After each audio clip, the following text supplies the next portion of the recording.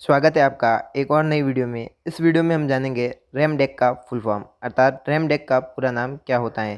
तो बिना time waste किए वीडियो को शुरू करते हैं। RAM DAC full form random access memory digital to analogue converter. तो रैम डेक का फुल फॉर्म हो जाएगा random access memory digital to analogue converter. अगर आप कंप्यूटर, मोबाइल और टेक्नोलॉजी से जुड़ी वीडियो देखना चाहते हैं, वो भी बेसिक से लगाकर एडवांस तक, तो इस चैनल पर आपको ऐसी वीडियो मिलेगी। और इसी के साथ इसमें कंप्यूटर की क्वेश्चन आंसर वीडियो मिलेगी, जिससे कि आप किसी भी कंप्यूटर एग्जाम में टॉप कर सकते हैं। तो बिना टाइम वेस्ट किए चैनल को सब्सक्राइब करें। वीडियो पसंद आने पर लाइक शेयर ज़रूर करें और कमेंट करके बताएं कि वीडियो आपको कैसा लगा। इसी के साथ इस चैनल पर आपको मिलेगी कंप्यूटर, टेक्नोलॉजी और मोबाइल से जुड़ी हुई वीडियो।